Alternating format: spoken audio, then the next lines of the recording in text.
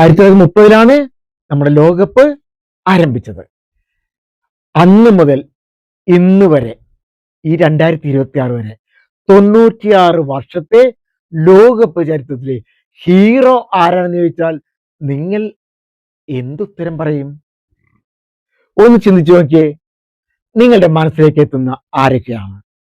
ആദ്യം എത്തുന്നത് പെലെ, രണ്ടാമെത്തുന്നത് Maradona, Lionel Messi, Miroslav Klose, Just Fontaine, അതുപോലെ നീളുകയാണ് ഓരോരുത്തർ ലിസ്റ്റ് അല്ലേ. ഞാൻ വളരെ ഏറ്റവും പ്രശസ്തവരുടെ പേരാ പറഞ്ഞത്. അപ്പോൾ നാം ചിന്തിക്കും, ഏതാണ് ഹീറോ, ആരാണ് ഹീറോ? ഞാൻ അതിലേക്ക് വരികയാണ്. ഏവർക്കും പുതിയൊരു വീഡിയോയിലേക്ക് സ്വാഗതം. Kick off 2026. നമസ്കാരം. ഏവരും ദൈവം അനുഗ്രഹിക്കട്ടെ.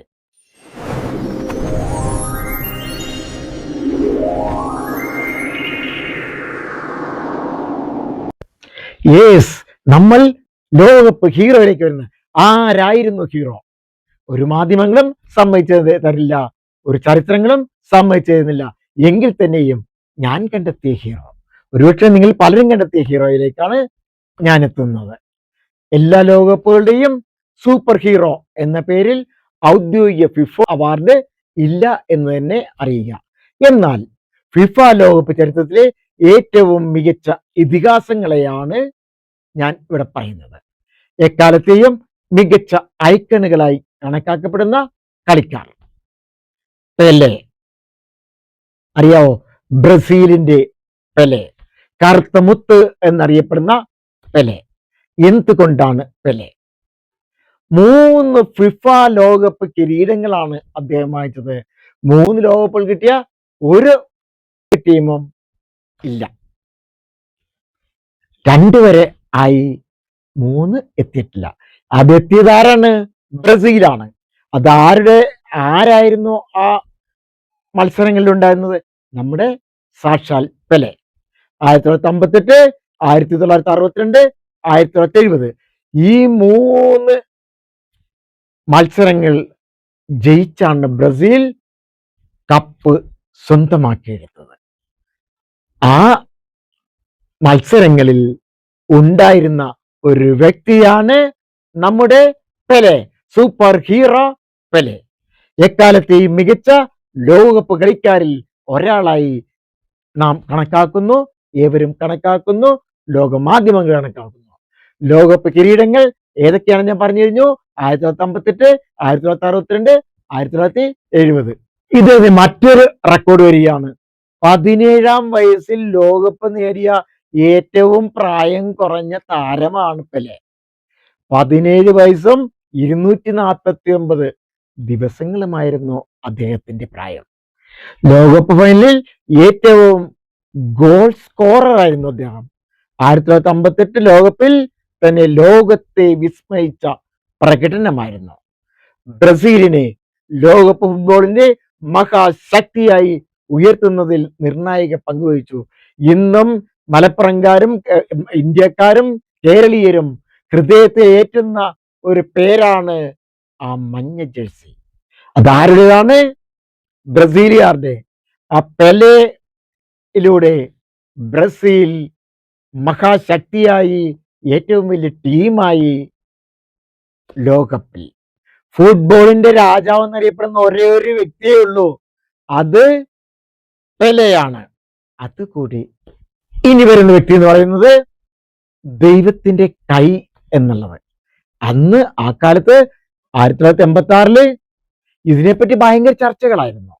മാധ്യമങ്ങളൊക്കെ പറയുകയായിരുന്നു ആ ദൈവത്തിന്റെ കൈയെ പറ്റി. ആ ഗോളിന് നൂറ്റാണ്ടിന്റെ ഗോൾ എന്നാണ് അറിയപ്പെടുന്നത്. 1986 ലോകകപ്പിലേക്ക് അർജന്റീനയെ നയിച്ച വ്യക്തിയാണ് മറഡോണ, ഡീഗോ മറഡോണ.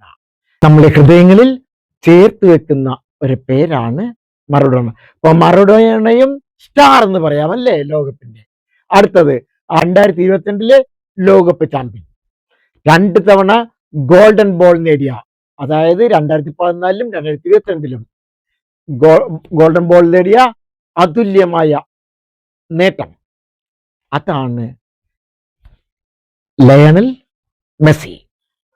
ഇനി മിറോസ്ലാവ് ക്ലോസെ, അദ്ദേഹവും ഹീറോ എന്ന് പറയാം. 16 ഗോളുകളുമായി എക്കാലത്തെയും മികച്ച ഫിഫ ലോകകപ്പ് ടോപ്പ് സ്കോററാണ്. ഇപ്പൊ നമ്മൾ നോക്കുകയാണ്, 16 ഗോൾ എന്ന് പറഞ്ഞിട്ടുണ്ടെങ്കിൽ ഒരു മത്സരങ്ങളിലല്ല, വിവിധ മത്സരങ്ങളിൽ ഏറ്റവും കൂടുതൽ എന്നാണ് ഉദ്ദേശിച്ചത്. ഒരു മത്സരങ്ങളിൽ ഗോൾ അടിച്ച ആള് ദേ പുറകെ വരുന്നുണ്ട്. 2022 ലോകകപ്പ് നേടിയതോടുകൂടി മെസ്സി തന്റെ കരിയർ പൂർത്തിയാക്കി. എക്കാലത്തെയും മികച്ച ഫുട്ബോൾ കളിക്കാരിൽ ഒരാളായി കണക്കാക്കപ്പെടുകയാണ്. ലോകകപ്പ് വിജയം മാത്രമാണ് മാനദണ്ഡമെങ്കിൽ പെലെ ഏറ്റവും മികച്ച ലോകകപ്പ് ഇതിഹാസമായി തുടരുന്നു. മാന്ത്രിക വ്യക്തിഗത പ്രകടനങ്ങൾ പരിഗണിക്കുകയാണെങ്കിൽ മറഡോണയാണ്. മൊത്തത്തിലുള്ള ഫുട്ബോൾ കരിയറും ആധുനിക കാലഘട്ടത്തിലെ നേട്ടങ്ങൾ ഉൾപ്പെടുത്തിയാലോ ലയണൽ മെസ്സിയാണ് എക്കാലത്തെയും മികച്ചവരിൽ ഒരാൾ. അപ്പൊ ആരാണ് ഹീറോ? 3 പേരോ? അതല്ലെങ്കിൽ ജസ്റ്റിൻ ഫോണ്ടനോ? ഒരു ലോകകപ്പിൽ 13 ഗോൾ അടിച്ച ഒരേ ഒരു വ്യക്തിയേ ഉള്ളൂ. അതാരാണ്? ജസ്റ്റിൻ ഫോണ്ടനെ. അദ്ദേഹമാണോ ഹീറോ? ഇവർ 3 പേരുമല്ല. അവിടെ വരുന്നത് പെലെയാണ്. ലോകകപ്പിന്റെ മറ്റൊരു വിശേഷമായി നമുക്ക് വീണ്ടും കാണാം. എവരെയും ദൈവം അനുഗ്രഹിക്കട്ടെ. നമസ്കാരം. ഈ വീഡിയോ നിങ്ങൾക്ക് ഉപകാരപ്രദമായെന്ന് തോന്നിയാൽ മറ്റുള്ളവർക്കും കൂടെ ലഭിക്കുവാൻ ഷെയർ ചെയ്യാൻ മറക്കില്ലല്ലോ. ഇനിയും ഇതുപോലെയുള്ള വീഡിയോകൾ ലഭിക്കുവാനായി സബ്സ്ക്രൈബ് ചെയ്തിട്ടില്ല എങ്കിൽ സബ്സ്ക്രൈബ് കൂടെ ചെയ്യണേ.